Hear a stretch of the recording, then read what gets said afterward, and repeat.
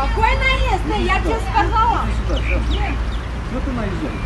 Ну, а что ты стоишь? Я ему объяснила, что мне выйти всем поклониться, блядь, что? У меня отец сердечный, я отзываю как-то.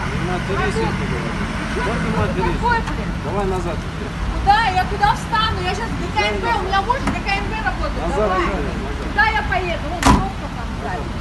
Пугает он меня тут. Приоритеты правильно расставьте. Че, отпусти меня домой. Че, кто ты такой, блядь? На тебя тоже управу найду.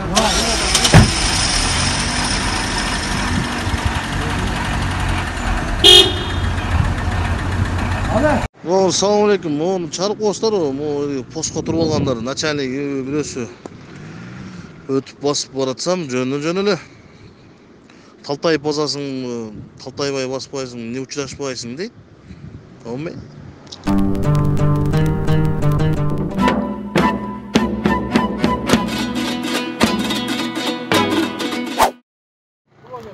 Sen emniyet kaçtın be? Tövbe. Ha. O maşına geçti. Yok. Peki sen sen niye yıl kaçtın sen? Niye yıl kaçtın peki sen? Soğuk çıktı, sinirli. Niye kaçtın? Niye kaçtın? Biliyor kaldın mı? Niye kaldın sen? Biliyor kaldın mı? Hani biliyor kaldın? Biliyor kaldın mı? Niye biliyor kaldın? İşin biliyor kaldın mı? Ne işin mi? Bu senden niye kaçtın mı? Bilmeysin mi? Ben senden kaça kaçtın mı? Bilmeysin mi? Ben senden kaçan kaçtın mı? Bilmeysin mi değil? Hani bilmeysin. Ne? Tamam. Bilmeysin mi? Ben senden kaçan kaçtın mı? Bilmeysin mi? Unutup kaldın mı? Hadi unutup kaldım. Siz karısın var senin. Karşısında otamın. Benim kaçtım ana bunday da önce kim olursun dedi. Sen Oyna sen yaşına koy ol. Sen yaşına yaşına koy. koy. Sen yaşına koy ol. Yaşına koyma. Makul. Sen yaşına koy ol. Koyla koy. Sen Sen korkutmayın korkmayın sana, bököteceğim sana ne? Şu ayıptasın da sen benden kaçıp çürdüğünü, kaçıp eşiğe çiğip kaldı. Niye ayıptasın? Şu ayıtsan sen. Senin işin hiç var. Qanday işin var? Bir yer posturat. Bana gelip Айтсаң, мен саған ештеңе қылмаймын, өтіп кетіп отырсам, сен не ұшырашпайсың деп өзің қатып отырсың ғой. Қалтаңда басып қалдың ба деп. Мен не қылдым мен саған? Қайтып басайын сені көргенде. Айтсаң? Бешере болып басайын сені көргенде. Sen бешере болып басып отырсың сен. Не қылып басайын? Қайтып басайын мен Не айтсаң? болып отырсың сен? Айтсаң қайтып басайын. Не болып отырсың сен? Айтсаң қайтып басайын, қайтып жүрейін мен. Қандай не болды? Не қыласың менің қолымда? Yok yok sen ne? Жоқ, сен не қыласың? Sen kıyıkır koy. Sen не қыласың не? Айтсам не қыласың sen? сен? Айтсам не бере келесің? Қандай қыз жол? Сен өтіп кетіп отырсам айттым, талтаңда басып қалыпсың, мына мындай деп. Жоқ, қандай басам мен қандай өтсем өзім білемін. Өтіп кетіп отырсам талтаңда басып қалыпсың, мына мындай деп. Аны сені көрөбүз, уақытса келгенде. Мен постта тұрам. Не қыласың? Қонам не келет айтсаң сен? Сендер дәлелдер бар менде. Оқып ал. Ұқтың ғой? Қандай шақыр? Бас мен. Сен лично мені арыз жазамын, лично сен. Қорқытқаның үшін, ұқтың ғой? Бас. Жоқ, көрдіңіз ғой, сіз лично айыл басшы болды, сіз көріп тұрдыңыз. Қалтаңда бас, мұндай бас деп. Қалағандай болсаң да мені. Қалтаңда басып қалыпсың. Қалтаңда басып қалыпсың деп. Şu қызматкер, милиция қызматкері екен şu жердің. Маға талтаңда басып қалыпсың, мұндай деп. Сонда қорқыту қылды жөнін-жөнілі. Өтіп кетіп отырсам, ұшырашпайсың дейді. Қашып жүргендерің есіңе жиып қалды деп шындай дейді. Айгүл. Şu kvartirada тұрабыз, квартирабыздағы ескі ақ. Şu жерде жашап атабыз. Şu қырдалға байланышты азыркы күндө кыйналып турабыз азыр. Ошон үчүн силерден жардам сурап аттык эле. Квартиранын акчасын төлөгөнгө дагы азыр акча жок, башка светкине дагы төлөгөнгө акча жок. Кыйналып турабыз. Балдарды башка жака жөнөткөнгө азыр болбойт, бардык жолдор жабылган. Кыйналып атабыз азыр. Ошо кыйналып балдар турабыз, ошон үчүн жардам сурап аттык эле. Продукт болсо түгөндү. Ошон үчүн жардам сурап аттык эле. Жардам беришет экен деп кайрылып аттык эле. Мына биздин Гавриловка монтип жаап атканбыз президенттин указы менен. Президент жаап атсак, мэрде бордюрдан алып жаап атканбыз. Анан монтип келип алып, чоңдор келип алып, биле шаардан келип алышты, неге жабасыңар биле деп айылды ушинтип атат. Урматтуу президент, сиздин кылганыңыз элге ушулбу сүйүңүз. Монтип чоңдор келип алып жаап атат. Биздин элди ойлойм деп сөз бербедиңиз беле карантин убагында. Мондай чоңдор келип алып айтып атат, город шаардан келип алып, бир ооз кайрылышыңар керек болчу бизге деп.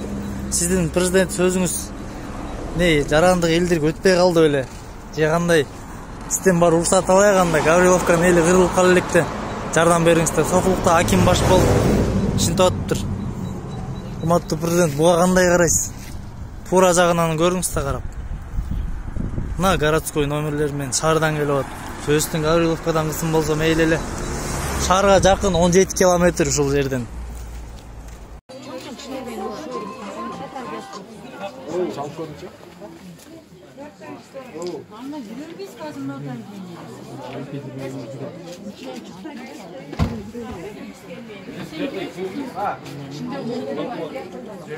Ben gördüm. Katarlar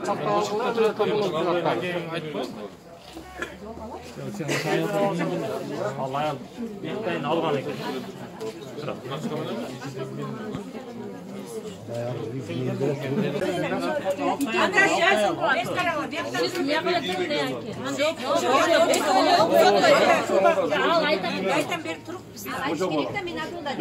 Akır kimden keyin kiveklerini bilет da. Yok kimden keyin kiveklerini bilet da. Ошо карап турбайбы? Ошо турушабыз.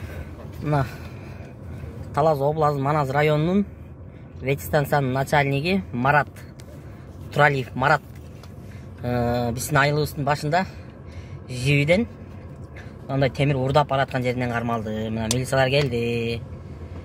Бизде Манас районунда ветстанциянын начальниги ишочу. Мына чоңдар ушинтип жейт мынакей. Темир урдап бараткан балдары менен 3 баласы менен өзү менен 4төө темир урдап бараткан жерден кармалды азыр.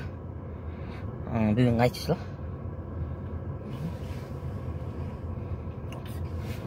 Кайсы ай? Бойлу канча? Бүгүн 30 марттын 30 2020 жыл. Мына милициялар.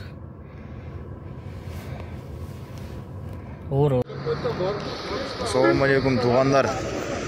Mokende жесткий пост башталды. Ишиң барың, но ава көтөрүп кетип аткандай справка менен кел. Ишиң жоғың келбей эле кой. Убара болосуң бекер.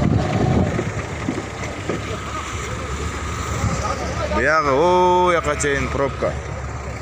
Бияка чейин пробка. Ушундай чара көрүш керек болуп калды. Assalamu alaykum көрүүчүлөр. Бул Арсланбоп округунун Кызыл суу деген жери мынакей. Бул жерде машиналар пробка болуп атат. Мындай кылып карантинге машиналар тосуп алышкан жерди. Бу жерде биз жашайбыз, бу жерде жашайбыз. Мында жашайбыз, мына үйдө. Биз мына бала чакабыз мененбиз биз бу жерде. Үйдө. Бу жерге канча адам кандай неме менен келет бу жерге? Ар кыл оорусу менен эле башкасы менен бу жерге пробка кылып сазабайт айтышып мына жерден бизде. Коопсуз жаратып атат мерге. О чарбактан тосуп койсо болот бир жерден ошоктан. Чарбактан жогору жагы өтө берет, нарагы тосуп койсо болот. Же мына эл жогорак жерден тосуп болуптур. Мына жерде тосуп алып кара элдер бири-бири менен контакт болду. Оз маскалары жок жүрөт же. Мына айыл башы Абдул аке жүрөт мында. Мына эл топтолуп алып мына Арсланбоп айыл аймагында деген жерге мына туура эмес да, мына үйү алып адамдарды бүт баарын үйү алган. Бардыгы мынакей. Контакт не болот бардыгы. Тополоң чыгып атат мына жерде. Жол бер деп. Мына эл жашабаган жерге койсо болмок да. Ошо эл жашабаган ылдыйраак жерге коюш керек болчу мынакей. Карама. Жакшы эмес да бул. Көрүнүш мына элдер. Мына элдер бүт бири-бири менен жол талаш урушуп туура эмес кылып атышат мынакей. Мына бүт. Не болуп атат туган? Өткүзбөй атабы? Не үчүн өткүзбөй атат эми? Бу жерге мына эл жашайбыз, мына жакта айылда, мына үйлөр жашайбыз. Менде кандай адамдар келет? Каяктан канча адам келип атат мынакей? Туурабы? Бизге деле коопсуздугу. Бизге деле коопсуздугу бар мына. Ана урушуп атышат бири-бири. Ана сөгүп атат. Мынакей. Мынакей. Мына сөгүп атышат. Мынакей. Бу жерде туура эмес болот да. Мына сөгүп бири-бири мынакей. Мына жерде теп. Мынакей. Бул непорядок, же эчтеке сезбесе, мына мал кайтаргандай эле кайтарып атышат. Туура эмес кылып атышат мынакей. Мына. Мынакей.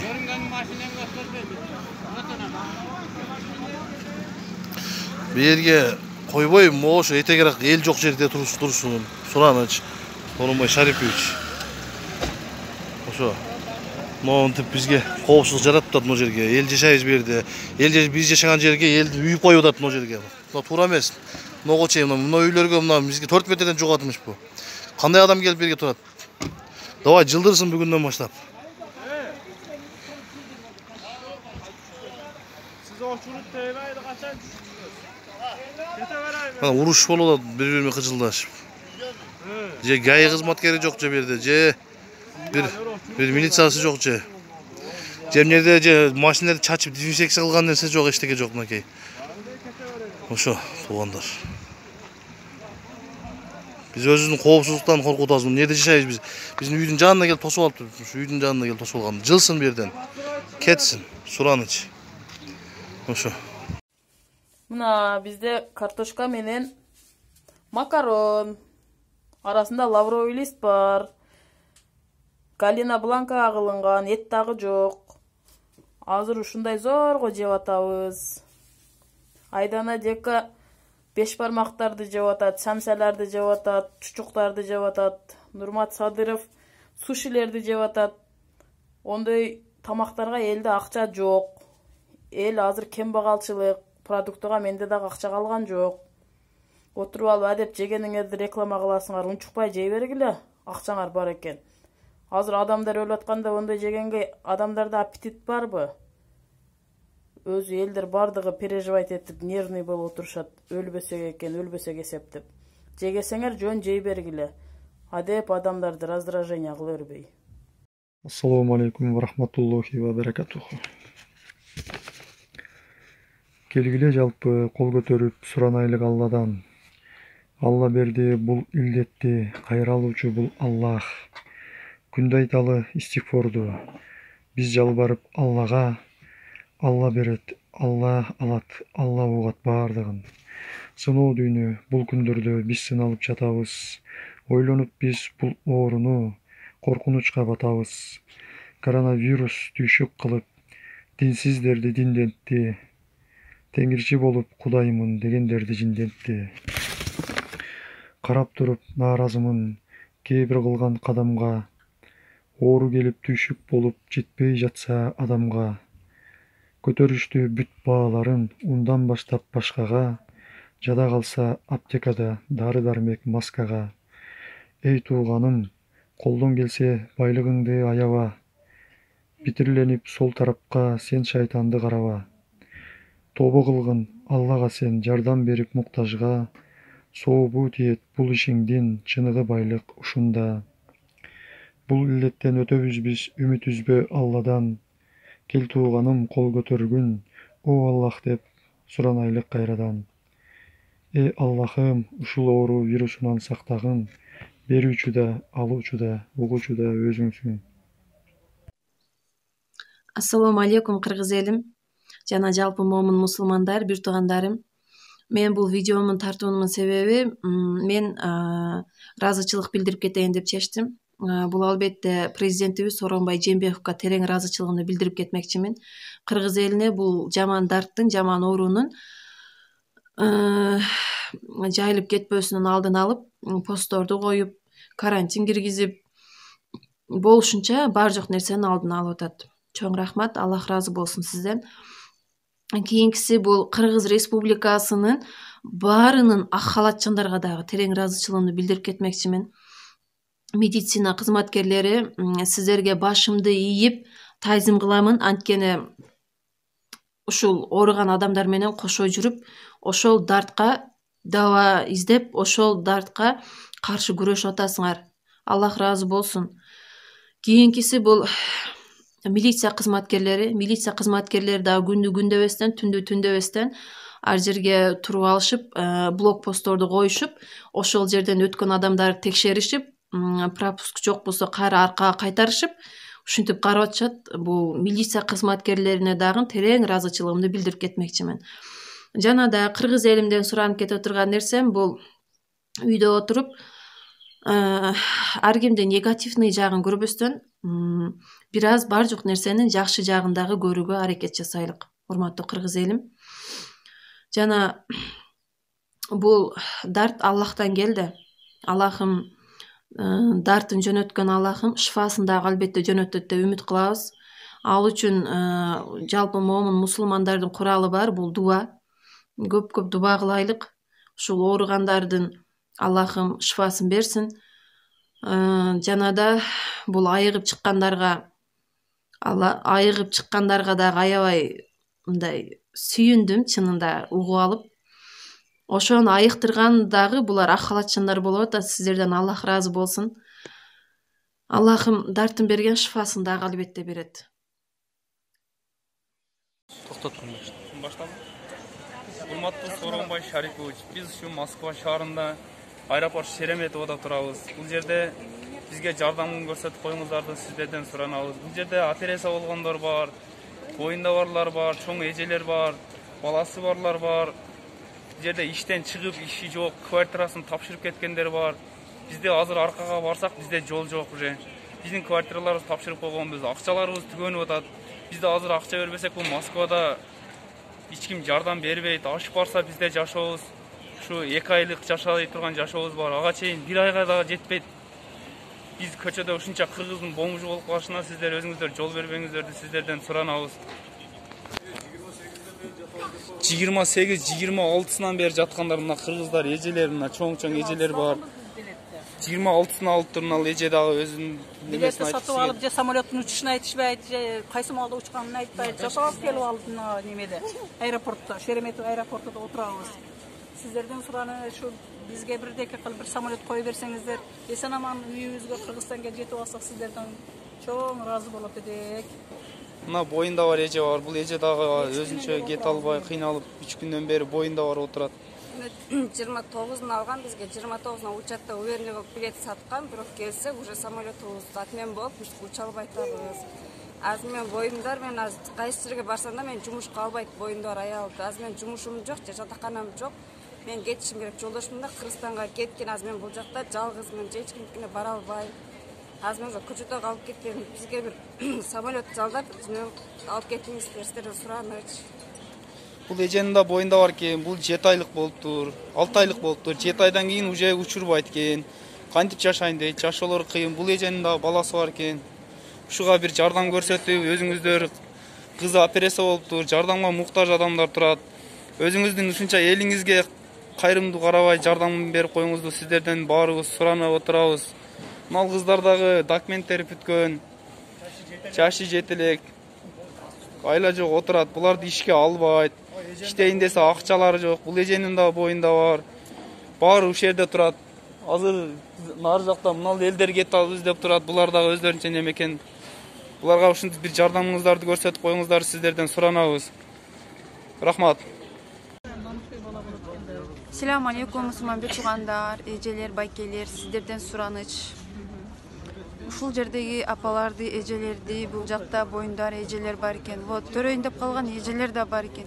Ушуларды эптеп Кыргызстанга жиберип алсак, бизге эң чоң максатыбызга жетмекпиз. Сиздерден сураныч. Сиздерден бир суранып кете турган нерсе, ушул жердеги эжелерибизди, байкелерибизди алып кетсек жакшы болмок. Муякта кичинекей бөбөгү менен бар эжелер бар экен. Сиздерден сураныч, ушул жакты карап коюңуздар. Самый главный ушу апаларды, эжелерди алып кетип калсак, Кыргызстанга жиберип алсак, бизге эң жакшы сооп болмок. Карап коелучу байкелер, чоңдор. Сооронбай Шарипович, депутат 120 депутат бар. Бул жактан бизге жардам берип коюңуздар. Новосибирск шаары, Толмачево аэропорту, кыргыздар бул жерде местный болуп калды. Мына боюнда бар аялдар жүрөт, келиндер. 210-дан ашык кыргыз жараны ушу 10 күндөн бери жатат Толмачево аэропортунда. Аэропорт демели бул жерде кыргыздар как супермаркет, кафе эле болуп калды бизге. Каалагандай ары бери басып. Аэропорттун кызматкерлерине чоң рахмат. Бизди жакшы кабыл алып жаткандарына, боюнда бар аялдар, келиндер жүрөт 10 күндөн бери. Кыргыз тарап эле макул деже учканга даярбыз деп аэропорттун кызматкерлери айтып жатат. Ушуга көңүл бөлүп, уруксат берип коюңуздарды суранабыз.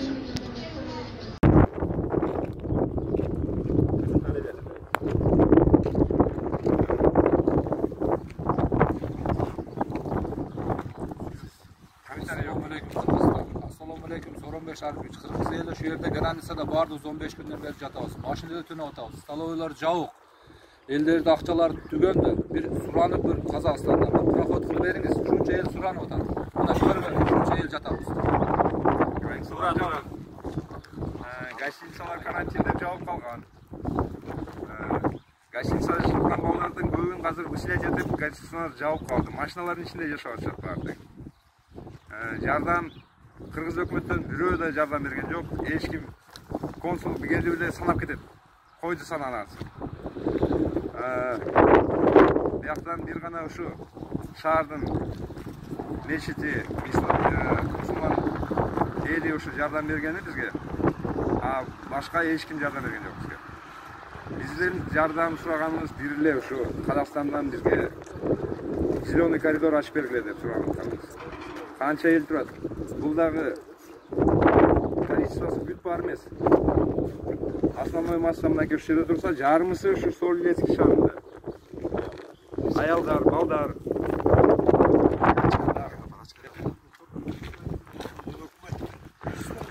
Мен дагы ушул жерде бир 15-16 күндөн бери жатам.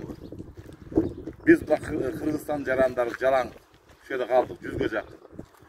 Мен ошону түшүнбөй атам. Биз кыргызбыз, бирок кыргыз мамлекетибиз барбы жокпу биз? Ошого түшүнбөй атабыз. Биз да өгөй балабыз, эч кимге кереги жок болуп отурабыз ушул жерде. Көз жетпей калды уже. Бизге мамлекеттен бир тыйын кетпейт. Жөн эле коридор берип койдун, коридор. Бизге кирип, Казакстанга кирип, Кыргызстандан кайра чыгып кеткен. Болду. Ошондой кылып бергиле, башка суроо жок. Бизге самолет бергиле, поезд бергиле, бизди баккыла деген жок. Эптеп ушул жерде курсабыз, тойгозуп, күтүп атабыз. 15 күн. Бүгүн 31-март. Мына бүгүн биздин келгенибизге 15 күн. Солилецк шаары, Оренбург облусу.